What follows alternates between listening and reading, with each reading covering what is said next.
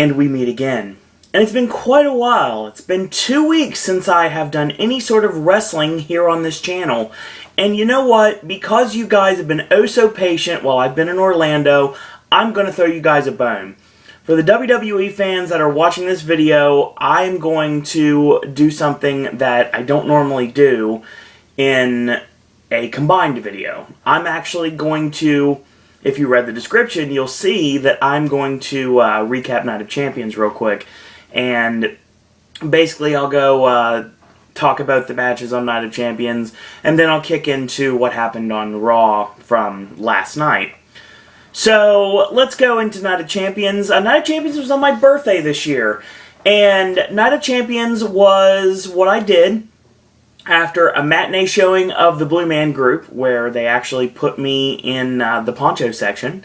For those of you that don't know anything about the Blue Man Group, there is a section of rows that is right in the very front, like the first several rows, and they're given ponchos because sometimes with working with paint, the Blue Man Group get paint all over your clothes, so to prevent that, they have been giving their audience members ponchos in those first several rows.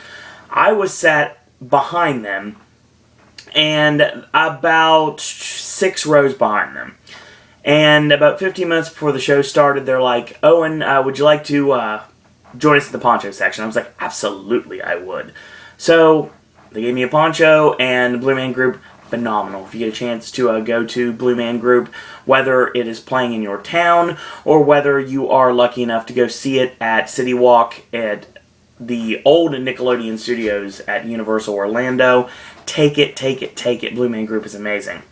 After Blue Man Group, it started to rain, so I was like, you know what, I need some food, I need to refuel. I'm going to go back to Cabana Bay and watch Night of Champions. So what I did was, I went to the NASCAR Sports Grill, and I had what was to end up being the last meal at NASCAR, because NASCAR is closing as of November 1st. So because of that, I will not get to go back to NASCAR. I will not be on property at Universal until the 8th of December, so I'm going to miss it by over an entire month.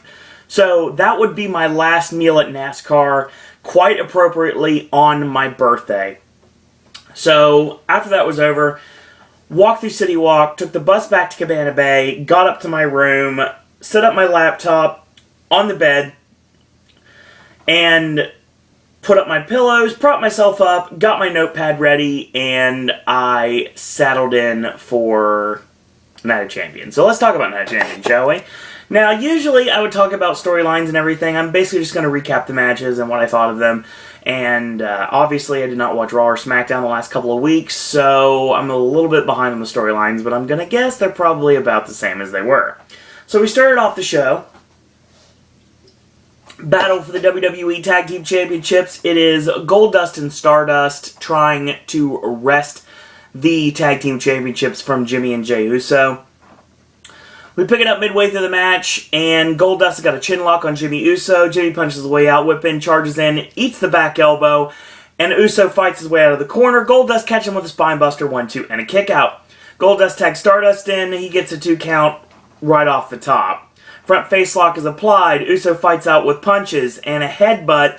Charges in to a Samoan drop, which gets countered into a spinning neck breaker, 1-2, and a kick out. Makes another lateral press, 1-2, and a kick out. Stomps away a right hand, knocks him back into the ropes, and a rebound right hand. Another right hand drops Jimmy Uso. Stardust knocks Jey off the ring apron for good measure. Tags into Goldust, drops 2 elbows, 1-2, and a kick out. Tags into Stardust, stomps away, locks in the Shinanamaki or the Cobra Clutch, depending on who's calling your match. And he turns it into a chin lock and a jawbreaker out from the Uso. Boot in, drop down uppercut from Stardust. Charges in with a shoulder block and he misses, nails the post. Tagging to Goldust, he cuts off the Uso, and of course it is stopped by a spin, ducks the kick this time, and Enziguri does connect on Goldust this time. So Jimmy's hand is bleeding at this point. Tag in, and Jey comes in, leaping clothesline, ducks the clothesline, standing side kick to the ribs, right hand, float over, charges in, and a kick to the hamstring for good measure. Stardust's leg gets clipped out, and he slams the leg into the ring apron. Turnabout is fair play. Obviously, they've targeted the Usos before, so now they're going to turn it back around on Stardust. Jimmy with a Samoan suicide dive on Goldust. Stardust slams the leg into the post. Gets his leg slammed into the ring post by Jey Uso. I didn't read my writing there. Goes up top to the flying body press 1-2, and Stardust kicks out. Samoan drop connects, charges in, and ducks Goldust clothesline, and Rikishi special does connect. So Stardust hits a falling inverted DDT, 1-2, and a kick out. And, of course, takes his glove off. He ties him up in the ropes. And he basically challenges Jey Uso to a duel because he repeatedly whips him with his glove while he's tied up in the ropes. Tosses him aside, charges in, eats the forearm, knocks Jimmy off the apron, roll up, 1-2, and a kick out. Low bridge Samoan suicide dive on Stardust, and Goldust with a somersault onto Jimmy on the floor. All 4 men are down. Toss Stardust in, goes up top, Samoan splash. Stardust gets the knees up and rolls him up with the tights. 1, 2, 3. We got brand new WWE Tag Team Champions. Hot opener to start off the show. I enjoyed this. Finally got the titles off the Usos, who have been Uso stale lately. So, yeah, I've not been enjoying the Usos for a while. They've been kind of stale, like I said. They had a great program with Harper and Rowan, and I like what they were doing with Goldust and Stardust, because to call them Gold and Stardust, I think that's stupid, because that sounds like his name is just Gold. So yeah, he's not Gold, Jerry Gold, his name's just simply Gold. So yeah, I don't like that at all, so I'm going to continue to call them Goldust and Stardust. But yeah, this is a good way to start off the show. And got the crowd into it right away. And new tag team champions, just what the doctor ordered. Now we see what Stardust and Goldust can do with the tag team championships as very dominant heels. So I think it's interesting to see where we go from here. So, Dolph Ziggler's in the back talking to Tom Phillips. And he says he's not a movie star, but he's got the best stunt double in the business. And of course, R-Truth comes out. R. Ziggler is now his name. Tonight, after I rearrange the Moneymaker, he'll never work in this town again. R. Ziggler ends it with Shizzo is off. Yay, Carney for beginners. Gotta love that. So yeah, R-Truth is a jam-up guy. I've actually worked a show with him. Really nice guy. So that was an interesting segment, and that's pretty much all it was. Just basically to set up the match between Dolph Ziggler and The Miz for the Intercontinental Championship later on in the evening. But we got our next match, and oh dear God, this was the match I was waiting for. United States Championship on the line. Speaking of stale, Sheamus defending against the Swiss Superman, Cesaro. Yeah, I love Cesaro. I've been a Cesaro mark for a long time, and I will continue to be. I really think they've mismanaged Cesaro, and I think they missed a golden opportunity to turn him babyface when they had the breakup with the Real Americans, do a short program with Swagger, and then send him towards a program with whomever at this point. But then again, hindsight being 2020, if you really want to think about it from that perspective, honestly, a good direction here was the fact that they've already done the Paul Heyman guy thing with Cesaro, which now has planted the seeds for him to get revenge on Paul Heyman when he turns babyface by going after the ultimate Paul Heyman guy. And that gives us a tremendous, brutal wrestling encounter between Brock Lesnar and Cesaro down the line. And I am 100% in for that. But we get this match. We go midway through the match, and Cesaro's got the Swiss Sleeper on, and for good measure, and to add insult to injury, he just presses Sheamus' face into the canvas. So Sheamus punches his way out of the predicament, whip in, it gets reversed, Swiss Sleeper applied again by Cesaro, Sheamus again punches his way out, whip in, and a Sleeper is countered this time to a side headlock. Cesaro with a backdrop suplex creates separation and sends Sheamus down to the canvas. Ducks the clothesline, Sheamus goes into his spiel, axe handle, charging shoulder in the corner, high knee, gets stopped this time, and Cesaro with a clothesline, 1-2, and a kick out. Charging Swiss uppercut in the corner, whip in, charging Swiss uppercut in the corner again, whip is countered into the Irish Curse backbreaker, and then he does it again for good measure, 1-2, and Cesaro again kicks out. Cesaro's on the apron, and 10 beats is stopped this time, only halfway, he gets 5 in. Forearm by Cesaro, a boot to the side of Sheamus' head, goes up top, and a punch 2 Swiss uppercuts, and Sheamus nails Cesaro with an iconoclasm, which we haven't seen in the WWE that I'm aware of in a long time, so yeah. Nice iconoclasm there.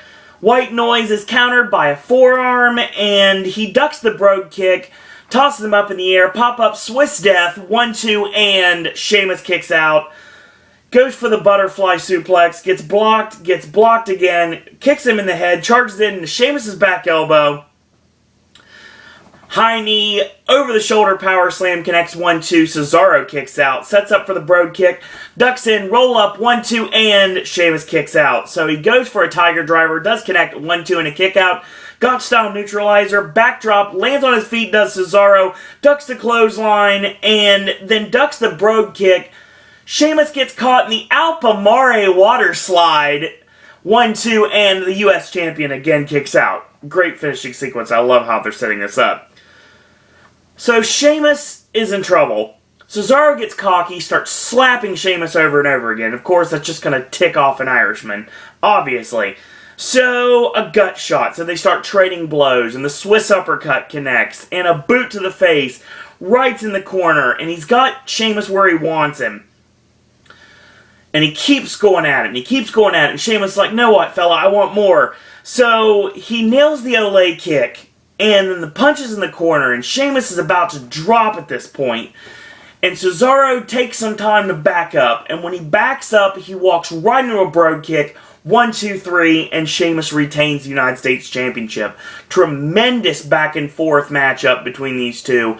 And for those of you that say that Sheamus is stale, yes, he is very stale, but he can bring it if he's with the right opponent, and Cesaro is most definitely the right opponent.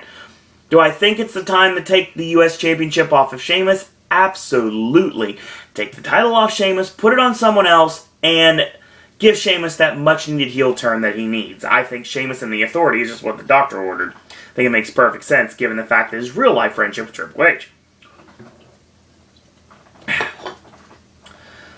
So the Big Show tries to hype Mark Henry up, be his hype man here, and he gives him this red, white, and blue special singlet to get him ready for his match against Rusev later tonight. Intercontinental Championship on the line. It is The Miz against Dolph Ziggler, and of course The Miz has Damian Sandow in his corner. Sandow's amazing, and has been amazing in this. So, basically Florida Georgia line, for whatever stupid reason, are on commentary. One of the guys looks like Heath Slater's like illegitimate cousin, and the other guy just, who cares? Florida Georgia line, I don't care what these guys are bro tools. So, Sandow tries to fight Florida Georgia line for some reason. They shove him down. R. Ziggler's at ringside, of course, with Dolph. So, he punches Sandow, and he chases Sandow to the back, leaving Miz by himself. Dolph hits a super kick, 1, 2, and Miz kicks out at 3. Goes for the name dropper, ducks, skull-crushing finale, flips him off, figure 4, and shoulders are down, 1, 2, and he kicks out. So Dolph fights out of the figure 4, crawls to the ropes, finally makes the rope break, so he kicks off, finally hits the name dropper, 1, 2, and a kick out. Sandow gets on the ring apron to try for a distraction, Dolph super kicks him off, Dolph rolled up with the tights, 1, 2, 3, and The Miz wins this contest. So, yes, The Miz and Dolph had a good feud. Like I said, it's the Battle of Florida versus California. It's the Battle of Hollywood, and also the Battle of Cleveland. Because, don't forget, The Miz is from Hollywood, California. Just like Dolph Ziggler is from Hollywood, Florida. Just like my friend John Mendez. But the thing about that is they're also legitimately from Cleveland, Ohio. So yes, I like this feud. I do, and I think it will continue somewhere down the line. I think they're going to kind of cool off on it for a bit. Obviously, The Miz is seemingly working with Sheamus now, so that's what it looks like, at least from tonight's Raw, so we'll talk about that later. Apparently, Roman Reigns had emergency surgery for a hernia, and he'll be out several months, which of course screws WWE, which means they have to push someone else, which is a good thing for the fact that almost no one believed Roman Reigns was ready, even though he's got the look, and the fans are into him. I don't see it, not yet. Maybe somewhere down the line, but not quite yet.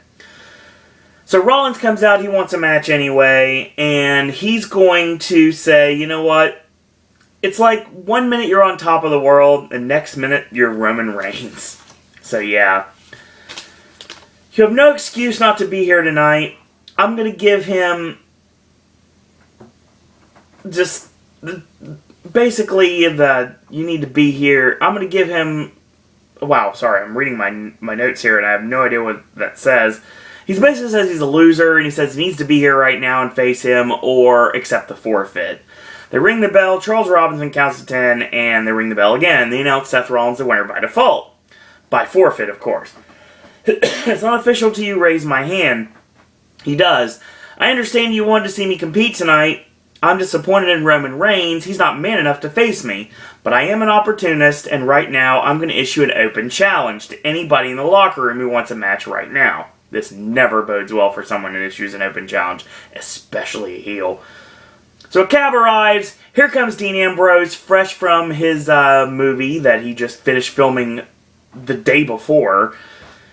He stalks towards the ring, and he double legs Rollins, and he punches him out of the ring, clotheslines him over the top rope to the floor, tosses him over the barricade into the crowd. They brawl in the crowd, up the ring steps, or excuse me, not the ring steps, but the actual steps leading to the concession stand and everything. Ambrose punching Rollins down the steps, and right hand, a back kick, and he runs away. And of course, he goes for a pile driver. It gets blocked, backdropped on the floor. Ambrose grabs Rollins, and security comes in to separate them. Ambrose leaps on security, runs him off on the set, nails Rollins, tosses him down on the concrete. Rollins runs away, and Ambrose has him against the wall, pounding away. Forearms and a Cactus Jack clothesline sends Rollins over the barricade. Seth's in the ring. Gets in the ring, Ambrose grabs a chair, and he gets tackled by Jamie Noble and Joey Mercury here, so Noble and Mercury security here. Triple H gives him zip ties, and they basically zip tie Ambrose, tie him up. They drag him in the back, and Triple H and Stephanie have made the save for their authority brethren. Alright. No problem with this. No problem at all. Obviously, you can't do the Roman Reigns-Seth Rollins match that you had to promote because of emergency surgery. There's nothing you can do. Like, sometimes things happen. Things happen sometimes. So, I know that was redundant saying that twice, but still, sometimes things happen. When that happens, you have to call an audible, and the audible here was re-pushing this Dean Ambrose feud, which is something they really need to do. Ambrose and Rollins are easily some of the best wrestling you're going to see, some of the best television you're going to see on WWE programming right now, and I really like what they did with this. I like the fact that Ambrose came back, got his licks in, but Triple H and Stephanie came out and still saved their golden boy. I think that worked really well, and again, it makes more sense to hold it off, and eventually when Ambrose finally gets his hands on Seth Rollins, not just a couple shots here and there, it's going to be a bloodbath, and it's going to be quite enjoyable. Next match, Rusev against Mark Henry. They go all American on this, obviously. Lillian Garcia comes out, sings the Star Spangled Banner, and we pick up midway through the match. A side choke is applied by Rusev. Knee strikes 4 times. Side Russian leg sweep. Irony. And it actually connects. Side choke applied, and Mark Henry uses his strength to break the grip. Clothesline, charging avalanche in the corner, goes for a slam. It kind of gets botched slightly. He fights out of it, catches a spinning heel kick to Mark Henry, stomps away, goes for the accolade, but he cannot lock on the accolade because Henry is too thick. He can't get him hooked for it. He can't hook on the camel clutch. So he breaks the grip, and the double goozle going for the hanging tree slam, and he kicks him in the ribs. World's strongest slam. Mark Henry cannot capitalize on it. So Rusev goes to the ring apron, and then he goes to the floor. Mark Henry sticks his head out, and of course, he eats the Muay Thai kick. Henry goes up again, he gets kicked in the head, comes off the ropes, Muay Thai kick, accolade, that's all she wrote. So, Mark Henry is defeated by Rusev, and Rusev cannot be stopped. Who will stop Rusev? Maybe we'll find out on Raw tonight. I'll talk about that in a minute. So we get our next match. It is Chris Jericho and Randy Orton in the okay, why not match of the evening. We pick it up midway through the match. Orton crest superplex connects on Jericho, 1-2, and a kick out. Orton locks on a chin lock. Gee, shock surprise. Jericho elbows his way out. Chop, chop, whip in, reverse. Jericho charges in, and he ends up missing the charge, goes over the top rope to the floor. And, of course, Orton, when he's on the outside, hits the backdrop suplex on the barricade. So then face first on the ring steps, tosses him in, 1-2, Jericho kicks out. Tosses him out to the floor again. So Orton gives a nice backdrop on the table. And that connects the backdrop suplex on the table, not the barricade this time. Toss him in, 1-2, and a kick out. Chin lock is applied. Jericho punches his way out. Knee in. And he whips him in, kick to the chest when he ducks his head. Chop, chop by Jericho, whip in, reverse. Jericho flying forearm, shoulder block, ducks the clothesline, sleeping neck breaker connects, 1-2, and Orton kicks out. Boots in the corner, chop in, Jericho with a whip, Orton reverse, tip up, off the ropes, and snap Samoa Joe style power slam connects, 1-2, Jericho kicks out. Leaping knee misses, and Jericho with a side drop kick. Charging clothesline, and whip in, charging, and backdrop over the top rope, lands on the ring apron, right hand goes up top, crowns Orton for good measure, and back in the ring, nails the facebuster, lion salt, Orton out of the way, Jericho lands on his feet, 3.0 backbreaker to Jericho connects, goes for the RKO, tossed off by Jericho, lion salt connects, 1-2, and Orton kicks out, kicks him in the ribs, Orton gets on the ring apron, and a drop kick, the Jericho drop kick is stopped. Snakebite DDT is countered into the walls of Jericho. Orton counters, flips him off, charges in, goes shoulder first in the ring post. Orton misses the punt, rolled up 1-2, and Jericho almost gets it, but Orton kicks out. Double leg goes for the walls. Center of the ring, and Orton crawling towards the ropes, and finally swats at the ropes, gets dragged to the middle. It looks like Orton may have to tap out, but he counters with straight right hands to Jericho's temple. Pushes him off, knocks him all the way to the floor, but he gets back on the ring apron, eats the boot, snakebite DDT counters, and it does connect this time. Codebreaker on Orton out of nowhere, 1-2, and a kick out, goes up top, Jericho goes for the flying body press, and he walks right into the RKO, 1-2-3, Randy Orton wins. And we've seen this match time and time again, but it was pretty good in Night Champions. I enjoyed it for what it was. Not much reason to have the match, just was kind of there.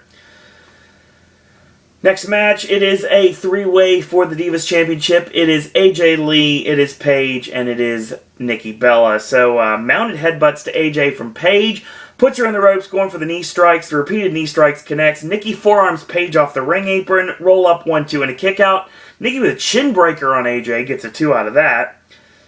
A hammerlock and a snap slam. Nice hammerlock snap slam, 1-2 and a kick out. Whip in, charges in, he eats the boots, middle rope, flying body press is caught, swung in, and AJ locks in the Black Widow. Sidekick from Paige, and AJ gets nailed with that. Nikki goes for a cover, and both kick out. Puts her on the buckle, climbs up, climbs to the back, superplex, and there is Nikki underneath, and Tower of Doom spot, superplex, and a powerbomb on AJ. AJ rolls to the floor. Paige boot is caught, spun around, rack attack from Nikki Bella, and gets a 2 off of that. AJ pulls the leg, so nails her down, and beels her off the apron. AJ locks in the Black Widow. It gets countered back into the Black Widow for the tap out, so AJ wins. And we continue the AJ Paige feud, and get Nikki the hell out of this feud and let her feud with her sister in television. I really want to miss. So it's main event time. Excuse me. Main event time, and obviously this is fun because I'm trying to get notes together on camera here. It's brilliant, isn't it? Brock Lesnar, John Cena, WWE World Heavyweight Championship. This match was not the same as the SummerSlam match. It was a little bit more competitive from Cena. F5 is countered. Cena goes for the STF. Brock breaks the grip. Turned into the Kimura. Picked up, and Cena sends him in the corner twice. Hits the FU because it's not the AA when he's facing Brock Lesnar, because obviously the FU was called the FU because he was working with Brock Lesnar using the F5. He has the FU. So yeah, that's the reason why I use that. STF. Brock grabs for the ropes. Drag in the middle. STF on Lesnar. He's about to give up. He finally hits a 4th AA on Brock. Rollins nails him with a briefcase, and that gets the DQ. He nails Cena with the case, knocks him out of the ring, and Lesnar's getting up. Rollins curb stomps Brock Lesnar, and Seth Rollins looks like he's going to cash in. Well, Cena's after Rollins. They get back into the ring. Cena chases Seth to the back, so no cash in. Brock F5 Cena, leaves him laying, and that's the end of that. Okay. It's alright. I've seen better, I've seen worse. The curb stomp from Rollins proved that they really could do something with Rollins and Lesnar if they really wanted to. But Brock's not going to be on television for the rest of the year, so who knows what they're going to do with that.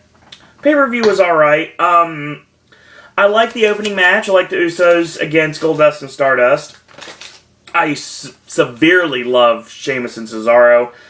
Dolph and The Miz, I've seen better matches between the two, but it was okay. It was serviceable. Jericho and Orton was good. I enjoyed that. You know what? The three-way for the Divas Championship was a lot better than I thought it was going to be, honestly. Nikki brought a lot of more offense I'm used to seeing. Rusev and Henry, it was alright for what it was. And Brock and Cena, yeah, okay. Let's talk Raw, shall we? Because obviously I missed 2 weeks of Raw and SmackDown, so let's talk Raw from last night now.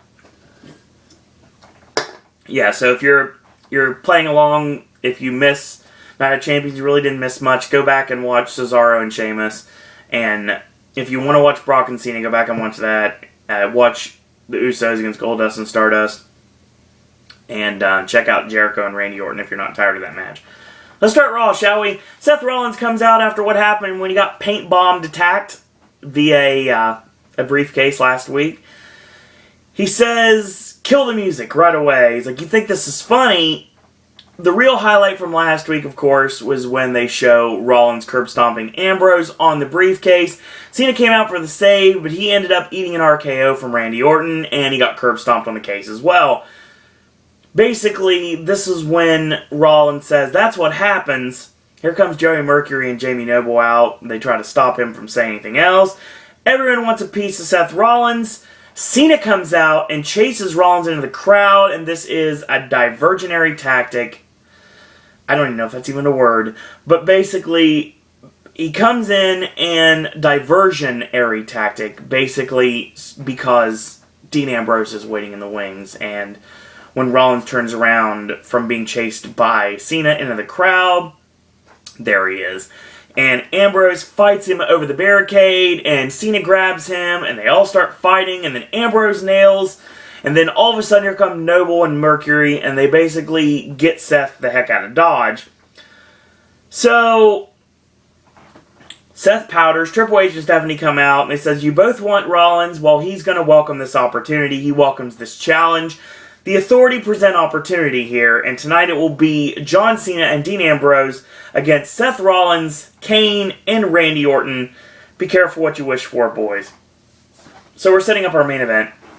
3-on-2 handicap match. Okay.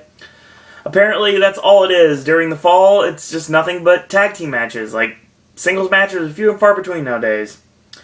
Speaking of the devil, Dolph Ziggler, fresh off losing the Intercontinental Championship via United Airlines, thankfully has either the championship of his or a replica championship.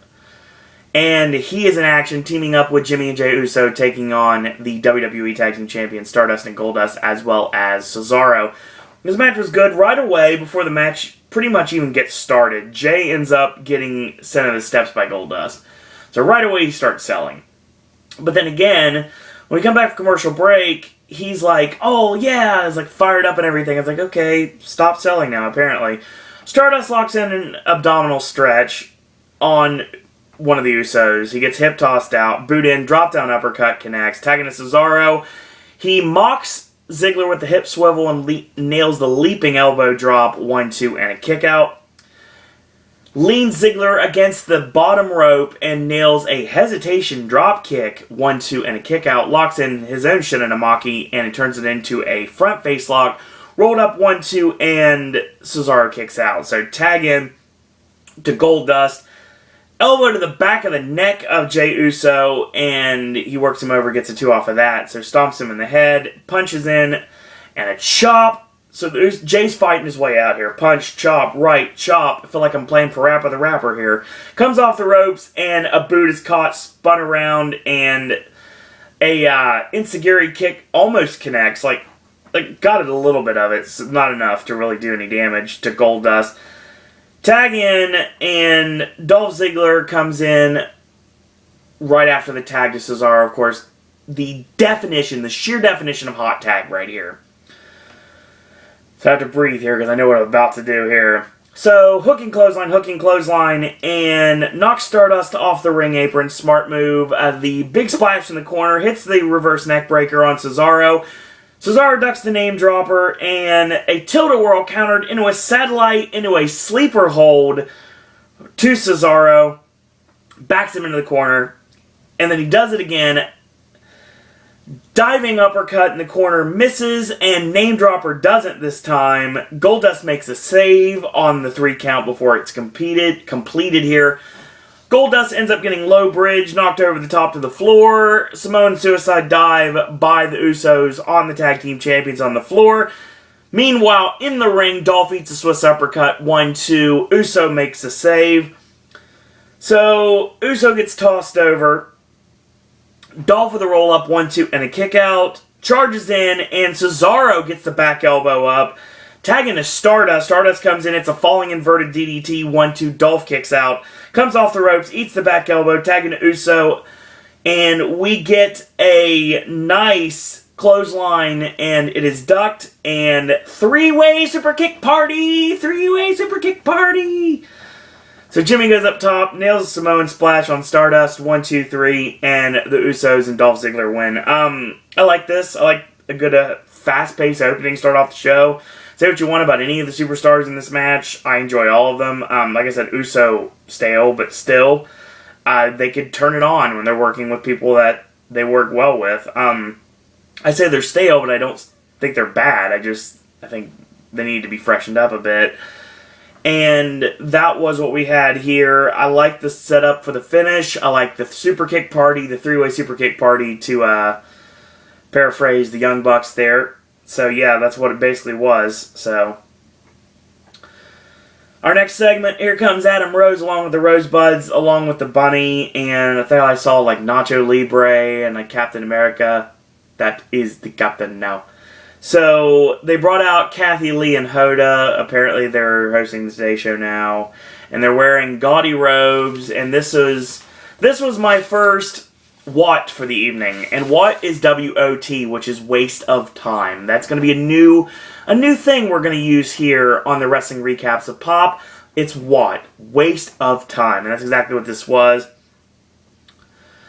So yeah, they grab bottles of wine, which are apparently Kathy Lee's wine, and they're putting over the wine. They're putting over the Susan G. Komen Foundation, and obviously this is Breast Cancer Awareness Month and the pink rope and everything. Same thing we did last year. It's a great cause, it really is, but Coda, whoops, Brother Bear reference. Hoda and Kathy Lee just sucked the life out of the crowd. They got booed, and they, for some reason, had breakaway wine bottles, and they hit each other in the ass with them. That was really stupid. And then they did the crowd surf. Adam Rose did it first, and then Hoda did it, and then Kathy Lee was like, and the crowd booed her for it, and she finally did it. And, yeah, that sucked. Less said about that, the better. So, obviously, we're splitting up the Wyatt family, and the first is a nice little promo for Luke Harper. And Bray is basically putting him over. He says, I gave him a reason to exist. I fixed him, and now I will send him out. Harper is now on the hunt, and with pieces of you, you are set free. Harper says you're doomed. I like this. I like Luke Harper as the singles competitor in the Wyatt family. I think Luke Harper has a tremendous upside, and I think that they're going to utilize him to his full capacity. Now, I don't know if this means that they're going to turn on Bray Wyatt down the line, and they're going to turn Bray into that monster babyface that they wanted to make him into. But if I get a monster Luke Harper push out of this, I'm totally down, because Harper has had some amazing matches on Raw and SmackDown, just tag matches, and his singles runs have been phenomenal. Those of you that saw Luke Harper and who's in the Independents as Big Rig Brody Lee, you would know that he is great in the ring. So yeah, I will really enjoy seeing him working as a singles competitor. So, apparently while I was gone, Bo Dallas and Mark Henry had a feud. And this is like the third match in the feud. Mark Henry tosses Bo Dallas around like a rag doll, tosses him into the barricade. He starts clearing the announce table, getting him ready for the World's Strongest Slam through the table. He goes for it. He lands on his feet. He slides back in the ring at 9. Henry can't beat the count, and Mark Henry slides under the bottom rope somewhat, and he gets in the ring, and Bo powders, so that's that. Yeah, it was just a segment for what it was. Dean Ambrose comes out. He says, "I couldn't sit back any longer. Lately, John Cena has been up in my space." I like that line. I don't like it. Cena is my partner tonight, just like he was supposed to be on SmackDown. Apparently, they had a match on SmackDown, tag match. He got left for dead, and Cena was more interested in chasing Seth Rollins to the back. I didn't get to recap this, but that's basically what happened. Cena basically made the save, but he was too little too late. Ambrose told John, don't give me a reason to not like you. I'm trying real hard, John. Why don't we settle this right now, face to face? Please indulge me with your presence. Here comes John Cena. Says, I agree, we're clear. And then he leaves, basically. Ambrose would have done the same. Yeah, why? Because we don't care about each other, but we do have a common bond, and that common bond is we don't care what other people think about us.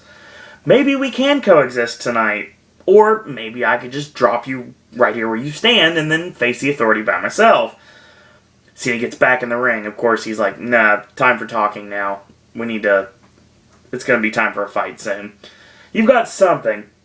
Something no one else in this locker room has, and that's guts. Guts to say anything and do whatever you want. But this has a consequence. So you're giving me a reason not to like you as well. Don't give me a reason, Dean. They have a stare down. Amber's like, you know what? I'm kind of hungry. I'm going to go on the Q train. I'm going to head down to Coney Island. I'm going to have a hot dog, check out the Cyclone, maybe ride the Wonder Wheel. And he just taps him on the chest with a microphone and says, good luck tonight. He bombs out. We see footage of what happened during the commercial break of Dean Ambrose getting on the aforementioned Q train and heading out to Coney Island. So yay, he'd much rather ride the Coney Island Cyclone and eat Nathan's hot dogs than team with John Cena in the main event. I'm sure a lot of people that are watching this video probably agree with this statement. John Cena walks into Triple H in the back and he says, the champ is here. And he's like, well, too soon? I thought that was kind of funny. What's with these kids today? Now, he leaves you hanging, the great John Cena? See, I know you have the C Nation, but you know what? It doesn't seem right. Cena's like, you know what? I know what you're doing here, and I don't care. Tonight, I'll go through whomever I have to get to Seth Rollins. And Triple H basically says, I admire your moxie, I admire your spunk, so when it comes down to it, I'm going to make sure you get a piece of Rollins tonight, one way or another, because he's going to start that match. So, that's what we get here. Good luck tonight. And keep calm, never give up. Basically quotes Cena's new shirt. So Brie Bella's in action with one arm tied behind her back against Summer Rae. Of course, has Layla in her corner as usual. And Nikki is watching from the top of the ramp. Summer Rae and Layla collide midway through the match. And the running knee strike against the bottom rope. And that gets the 3. Brie does the yes chance, and that's the end of that. Okay. Kane sees a fruit basket that was given to him courtesy of The Miz and Damian Sandow. This is awesome. This works even better to the storyline. Now whatever The Miz is saying in promo-wise, Sandow is saying the exact same thing. He's basically lip-syncing The Miz. Kind of like Mizioki now, so that's basically what it is. Authority sees through both of you, is what Kane says. Being dense got you against Sheamus tonight. You can eat all the organic fruit you want, because later tonight you're going to be eating a brogue kick. Sandow and Miz leave, and before Kane is done, Sandow gets back into frame and takes the fruit basket. Priorities.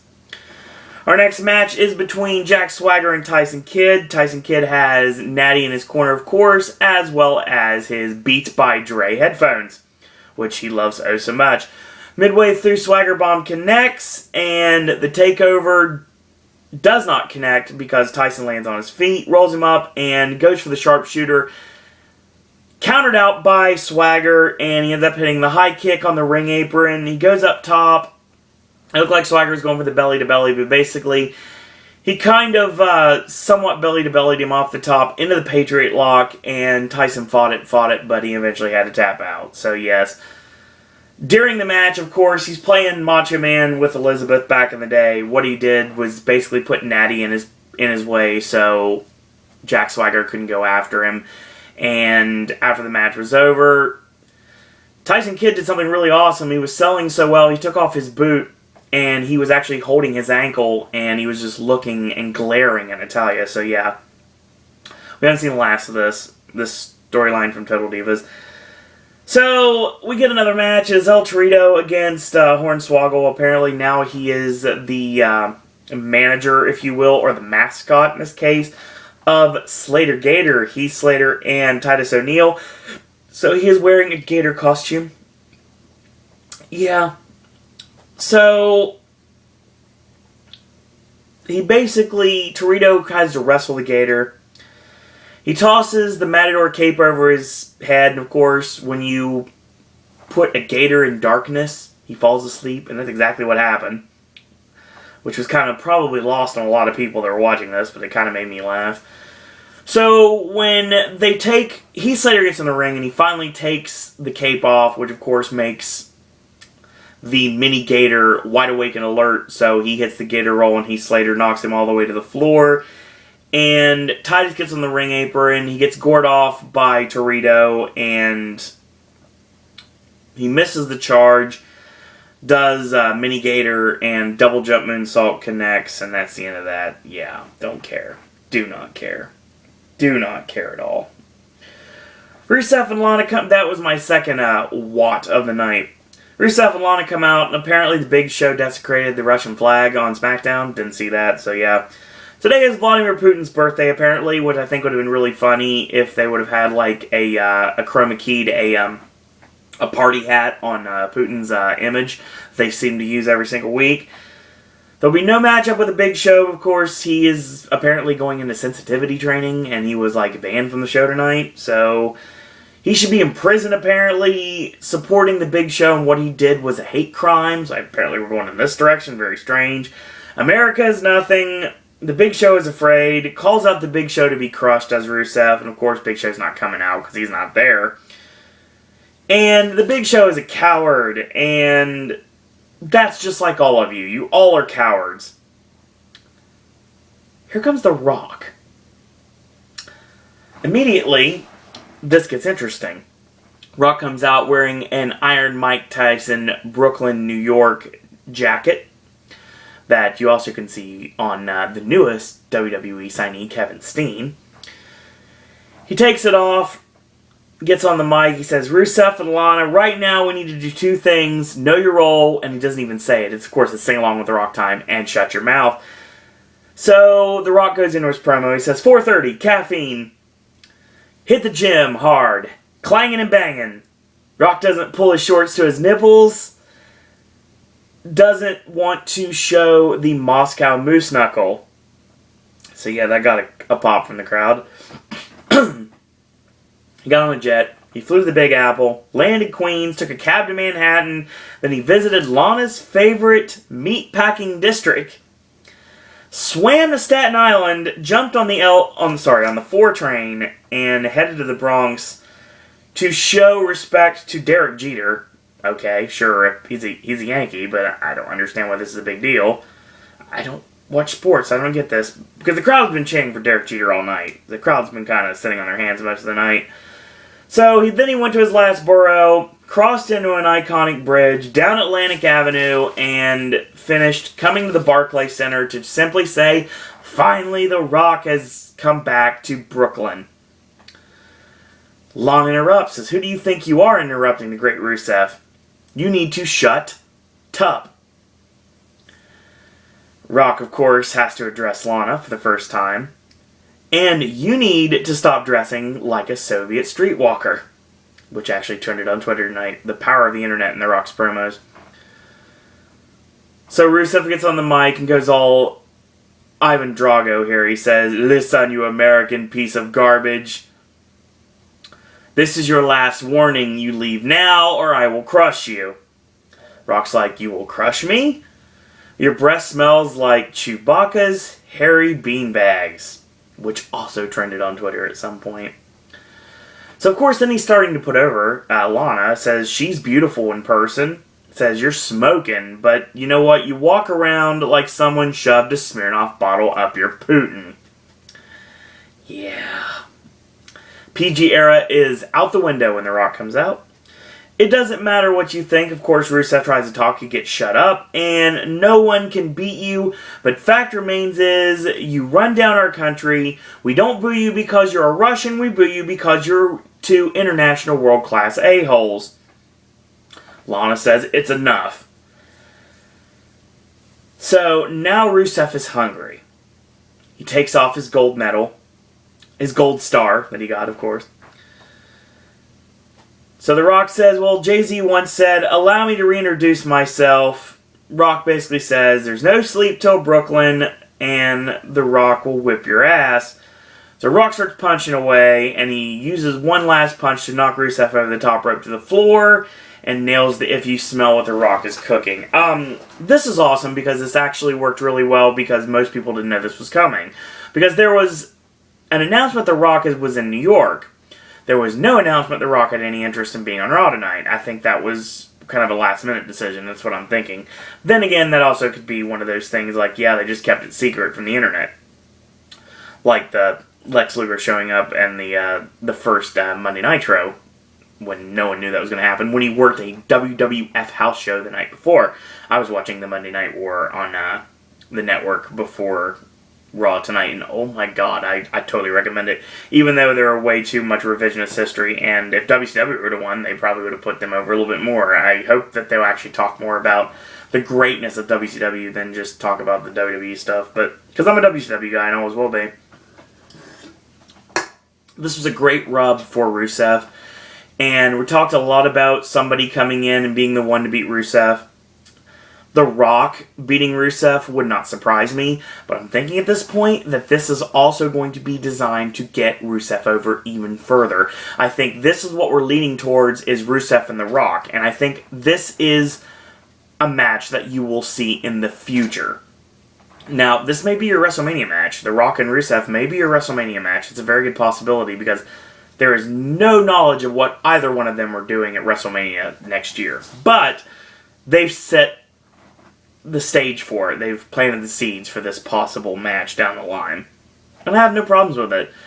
And if The Rock wins, okay, but if this gets Rusev over even further and Rusev goes over The Rock, they are really going to strap the rocket to Rusev and really give him a chance to run with the ball. And I think that's the right direction to go. If they're really wanting to be intent on pushing Rusev, they're going to have to make sacrifices. And bringing The Rock in to work with Rusev, that is a huge sacrifice, but I think in the end it actually may work in the long run. Tag team match up next, it is Paige and Alicia Fox, and apparently they're new friends. While I was gone, they made friends, and they're facing off against AJ Lee, and of course AJ doesn't really have any friends, so she enlists the help of Emma, which makes perfect sense given the fact that Paige and Emma, former friends, former tag team partners at one point at NXT. So yeah, it makes perfect sense to me that would happen. Whew, excuse me. Foxy misses the charge in the corner, and the dilemma is locked on, and the Emma-Mite sandwich does connect. AJ takes the championship and leaves Emma to be attacked, and that's what happens. So, a straight kick from Paige, Rampage connects, and that's the end of that. This feud continues between Paige and AJ, and Alicia Fox and Emma are just pretty much just background players here. Bray Wyatt is putting over Eric Rowan now, basically saying, what kind of cruel world does this to one of its own? You took his innocence, and you're all guilty. I fixed him, and now you fear him. Don't apologize, and they shall feel smoke of his burning. And they show like a pregnant woman's stomach, and it says it's coming. So, new Wyatt family maybe? New Wyatt family member, potentially? Maybe a new, maybe we'll finally, maybe Sister Abigail is real. It's possible. I don't know. Maybe there's a new spawn of the Wyatt family coming. Some new people that are going to be given some tutelage from Bray Wyatt. I've heard some rumors, actually. Rumors I'm hearing of actually Curtis Axel, potentially. And a rumor that's really interesting, and that's Fandango, actually. Repackaged Fandango joining the Wyatts. I wouldn't have an issue with this if that happens, because I really would love to see them do something with him. But obviously I'm a big fan, pun intended. And I'd like to see what they do with that. Will be interesting to see where we go from here. Next match, it is Sheamus against The Miz. Of course, The Miz has Damien Sandow in his corner, and Sandow during this match, not only is he lip-syncing everything The Miz says, he is now basically working the Invisible Man on the outside. So anything that happens to The Miz, he sells. He was running the ropes against the barricade. He was holding his stomach when Miz got hit. Of course, it was like Sandow got hit. It was kind of like he's playing his twin. It was phenomenal. I really love what they're doing with Sandow here, and I really hope this leads to Sandow winning a singles championship again soon. I'd love to see Sandow win the World Championship. I know it'll never happen, but Sandow should have been successful and not lost to John Cena when he had the Money in the Bank briefcase, but they went another direction, and we'll never know now. We'll pick up the match. Miz locks on a chin lock, we come back commercial, and a nice way to break the maneuver, actually. Sheamus steps on the foot, punches away, ducks the clothesline, and Miz goes for the inverted DDT in the knee, and he gets shoved to the buckle. Miz line in the corner, and repeated forearms from the Miz on Sheamus. Boot to the head, 1-2, and a kick out. Chokes him on the middle rope, and Sandow nails Sheamus behind the referee's back to a tremendous pop from the crowd, actually. The fans really chanting for Sandow in the match, or chanting, "We want Sandow," and Sandow's better, and not Mizdow, but Sandow, and it was awesome. Miz dive bombs the back, 1-2, and a kick out, locks in an arm bar, drops the elbows into the ribs, and chin lock, gets backed in the corner twice. Sheamus hits his offense, axe handle, charging shoulder, knee lift, charging knee in the corner, and over the shoulder power slam. Goes for a brogue, but he gets stopped. Sandow pulls the Miz out to the floor, of course, to break momentum. Sheamus sends Sandow into the barricade, which gets booed by the crowd. Miz tosses him in. Sandow gets on the ring apron, and the distraction is all for nothing. He gets brogue kicked off. Sandow ends up going off the ring apron to the floor. The Miz utilizes this opportunity to roll up Sheamus from behind, stacks him up 1, 2, 3, and the Miz wins. More dissension between the Miz and Damien Sandow, leading to a feud with them somewhere probably before the year is over. Unless they either go into it before the year's over, or they have elimination at the Royal Rumble, which pretty much is the straw that broke the camel's back. I think that actually might be a direction the WWE goes from here. So, Joan London comes out, former host of Good Morning America. She's currently battling breast cancer, so hopefully she does end up successfully fighting off breast cancer, because she is a very famous journalist, and it would really suck to lose her. She comes out, and of course, this is the time to put over the breast cancer survivors that are sitting around ringside. This is a really awesome move from WWE. I'm not exactly sure about the timing of the placement of this, but still, it was a great, classy move from WWE to put something out like this, especially during Breast Cancer Awareness Month. So at 11 p.m., we get our main event.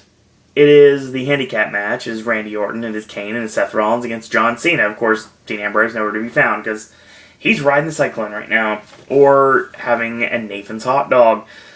So we pick it up midway through, and Cena ends up getting worked over for a bit, but finally, he hits the 2 shoulder blocks, the proto bomb, the 5-knuckle shuffle on Rollins, goes to the AA, Rollins lands on his feet and gets shoved off into a big boot from Kane. Referee disqualifies. Not exactly sure whether there's a DQ here. Really not sure whether there's a DQ here, honestly. So, yeah, I put DQ question mark. Kane chokeslams Cena. And Orton starts pounding the mat, going for the RKO. And Ambrose comes back, and he's pushing a hot dog vendor cart. He sets up the umbrella, and he pushes it to the ring. He pulls out a hot dog, he eats it. Orton and Kane have a Mexican standoff with Ambrose, and Ambrose reveals that in his pockets, like holsters, are ketchup and mustard, and he basically sprays Ambrose sprays Kane and Orton with them, and then he shoves the cart into both of them, gets in the ring, finally gets his hands on Rollins. Orton and Kane get in, Cena comes in, they all brawl. Orton gets knocked over the top rope, Cena with the AA on Orton, and a clothesline to Kane from Cena. Ambrose with a tope on Rollins, and they have a food fight on the floor. He drops sauerkraut on him, like Albuquerque style. And he grabs the tongs in ECW style to the nuts of Rollins. This gets stopped by a shot from Kane. He gets tossed in. He eats the AA. Ambrose and Cena have a standoff. Here comes Triple H and Stephanie. And of course they're going to make the official announcement of what we've been hearing was going to be the case. That the main event for Hell in a Cell would be a Hell in a Cell match with Seth Rollins against the winner of the Dean Ambrose-John Cena match.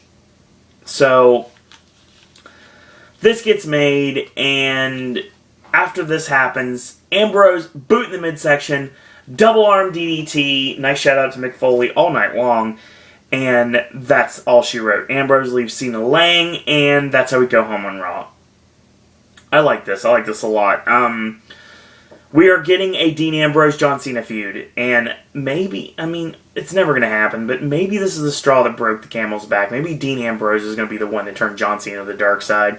I would love that to happen, but it's just probably not going to. Watching the Monday Night War again with Hulk Hogan finally going heel after all these years of being like the world's biggest babyface in either company, WWE or WCW, I still would love to see Cena go heel eventually, but all the stuff he does, all the wonderful charities he promotes, all the Make-A-Wish stuff, all the C Nation, all that stuff, Cena's never going to go heel. If he does, it severely would surprise me. But that's what we've got here. And Ambrose lays out Cena, crowd pops for it, so obviously this doesn't make Ambrose a heel. This just means that they're both baby faces. Ambrose got backed in their corner, and he struck out like Randy Orton kind of does normally. This Raw was all over the place. I would say right now, honestly, if you want to go back and watch Raw, I would say you watch the opening segment, and then you watch Goldust and Stardust and Cesaro against the Usos and Dolph Ziggler, and then you just turn it off. Just turn it off, and the second that Bo Dallas and Mark Henry is over, you turn it back on. And then you watch Dean Ambrose's promo, and then you turn it off again. And you don't turn it back on until Rusev comes out. And then you watch Rusev and Lana. And then you watch when The Rock comes out of nowhere. And you watch that. And then when you're done watching that, you turn it off again. And if you'd like to, at the end of Paige and Alicia Fox against AJ and Emma, you turn it back on again. And you watch Sheamus and The Miz. If you'd like that sort of thing. If you don't, then don't. And then you watch Joan Lungden's awesome speech. And then after that, you watch the main event. And that's it. Yeah, just the rest of it. I mean, I have basically given you a laundry list of what you need to watch on Raw tonight. That's it. So yeah, that was Raw in a nutshell. You have a really lopsided show. I'm interested to see where we go from here, to be totally honest. So yeah, that was Night of Champions and Raw in one video in under an hour. So I'm proud of myself. Wrestling fans, we will be joining you for Bound for Glory this coming Sunday, live from Tokyo, Japan, or live to tape from Tokyo, Japan. I will be returning to SmackDown recap next Monday, and you're going to be getting some more content. We're going to be having a obscure video from AJ that's going to be coming out on Wednesday or Thursday, one of the two. Probably Wednesday, actually, because we're taping it tonight after B-Dubs. So that's coming out. Of course, New AJ's movie reviews coming out on Friday. We're going to talk about Alexander's terrible, horrible, no good, very bad day. If I said it wrong, sorry. There's a lot of time, and it's been a late night.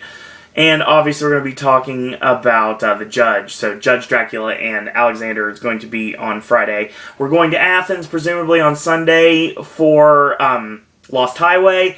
David Lynch movies still in Athens, as well as probably Love is Strange and The Skeleton Twins, so that's going to be out as well. Bradyverse is coming out this week. We're going to be going in depth, So that's going to be your cryptic comment, and that's going to be fun. More wrestling content coming soon. If you like these videos, tell your friends about them, leave a comment, do subscribe, help spread the word about Pop. Go to Facebook, click like on our Facebook fan page, Sir Owen Disney Pop. Follow me on Twitter at Sir Owen Disney. If you'd like to email me, sirowen@gmail.com. Thank you guys and girls up there for watching. Until tomorrow, boys and girls. That's all I got to say about that.